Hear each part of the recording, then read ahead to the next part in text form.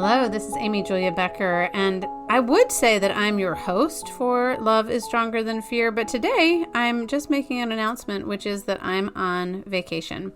I'm taking this week with my family. We're going to be able to be at the Connecticut shore. I'm really excited about that, and I just wanted to let you know that we'll be back with more podcast episodes next week. I'm really excited to talk with Kara Meredith. She is the author of The Color of Life and talks about what it means to be a white woman married to a black man who is also the son of a civil rights icon, James Meredith.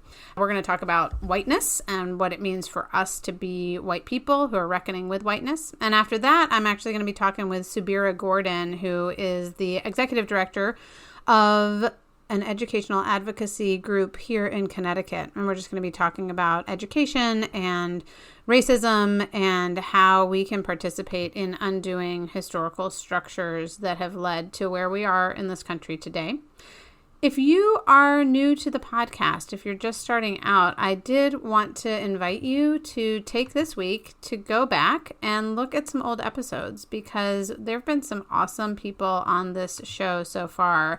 And I would really encourage you to look back to the conversations already with David Bailey, where we talked about reconciliation and healing within the church, Confederate monuments, Micah Boyette, where we talk about having children with Down syndrome and the ways in which having our kids has helped us to understand privilege, talking with Patricia Raybon about the ways that parents talk with their children about race and racism, a conversation with Natasha Sistrunk Robinson about her beautiful book, A Sojourner's Truth, and her experience as a Black Christian woman and leader who has been writing and speaking and thinking about these things. There's also a bonus episode where I talk with my kids about their experiences as young people, young white people who have been growing up and trying to learn about how to think about all these things differently, at least than their parents did. And then most recently, I almost forgot, Jamar Tisby, the author of The Color of Compromise. We also talk about the church's history when it comes to race and racism. I will say the book White Picket Fences, as we look forward, it does talk obviously about race, and that's why we have been doing that on this podcast.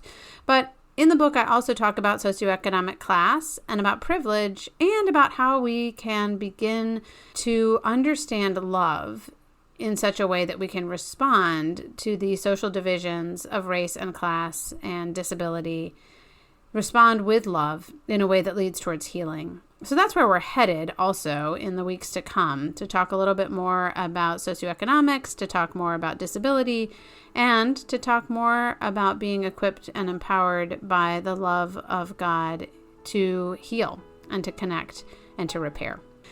Thanks for listening. Please do continue to share, go back and listen to old episodes, rate and review the podcast if you have a few minutes to do that. It helps a lot. And I will be back with you rested and restored next week. Thanks so much.